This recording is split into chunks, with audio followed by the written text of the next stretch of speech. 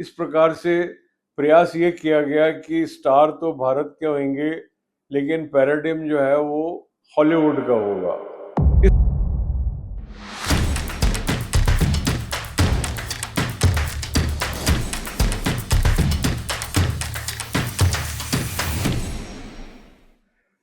इतनी निर्ममता, इतनी नृशंसता, और एक ब्रिगेडियर का कैरेक्टर है कि जिसने सन 71 की वॉर में न जाने कितनी बांग्लादेशी स्त्रियों का बलात्कार किया, और वो बहुत प्राउडली कहता है कि मेरे पता नहीं वहाँ पे कितने औलाद होंगे, और बड़ा प्राउडली वो पूरी पिक्चर में और एंड में जो आईएसआई का जो ये रिप्रेजेंटेटिव है, जो अर्जुन रामपाल का कैरेक्टर है, वो आके उसकी जीभ खींच के और पानी के टब में ऐसी बेरहमी से मारता है, गालियां देते हुए।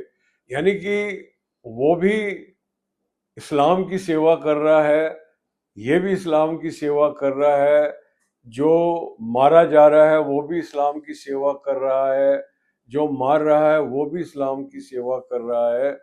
और इस प्रकार से एक विजन दर्शकों के सामने निकल कर आता है, उसकी कामयाबी और वैश्विक कामयाबी ये बात सिद्ध कर रही है कि कहीं ना कहीं it is hitting the chord with every spectator. For a very very long time ये बात चल रही थी कि बॉलीवुड क्रॉसओवर, और क्रॉसओवर के चक्कर में तरह तरह की फिल्में बनी, जो देवानंद की कभी गाइड बनी इंग्लिश में, तो कभी ऋतिक रोशन की हाल ही में फिल्म बनी काइट। इस प्रकार से प्रयास ये किया गया कि स्टार तो भारत के होंगे, लेकिन पैराडिम जो है वो हॉलीवुड का होगा। इस प्रकार के प्रयास किए गए और कोई भी पिक्चर इस प्रकार से कामयाब नहीं हुई। और मैं समझता हूँ कि इस दिशा में जो काम आरआरआर, बाहुबली और अब धुरंधर ने किया है वो उल्लेखनीय है। ये एक ट्रूली क्रॉसओवर फिल्म है। 700 करोड़ से कुछ अधिक भारत में और 11 करोड़ से कुछ अधिक वर्ल्ड वाइड, यानी कि भारत के अतिरिक्त 400 करोड़ की कलेक्शन है, जो भारत के कलेक्शन से 50% से भी अधिक है। ये एक नई आशा का उदय है भारतीय सिनेमा के लिए, हिंदी सिनेमा के लिए, अखिल भारतीय सिनेमा के लिए, इस सब के लिए एक ऐसा अवसर है कि जिसका उत्सव मनाया जाना चाहिए। भारत उस ओर अग्रसर हुआ। अब हम आते हैं कि ये फिल्म इतनी कामयाब क्यों हो रही है। केवल पाकिस्तान, जो इस फिल्म को प्रोपेगेंडा फिल्म बोल रहे हैं, उनके अनुसार जैसे आरफा खानम है वो कहेंगी पाकिस्तान बैशिंग है, मुस्लिम बैशिंग है, इसके लिए ऐसा हो रहा है। तो क्या उस कारण से हो रहा है, क्या कंटेंट के कारण हो रहा है, या कोई और भी कारण है?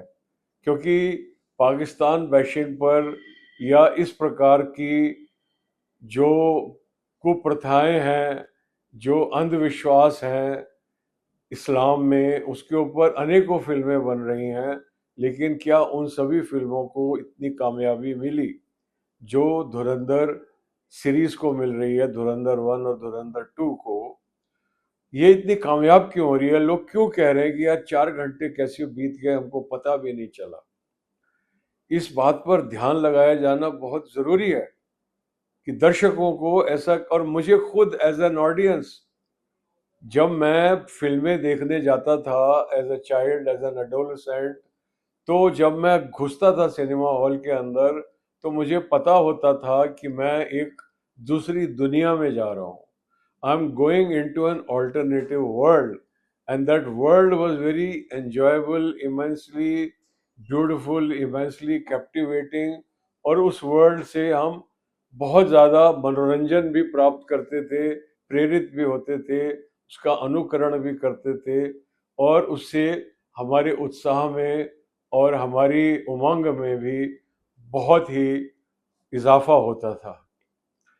तो जब हम पैदा होते हैं, जब अगर आप अपने होश संभालने से याद करें, तो जो एक बच्चा होता है, जब आप एक बच्चे थे, तो आप जीवन को जितना एन्जॉय कर रहे थे, उतना आप आज एन्जॉय नहीं कर रहे हैं।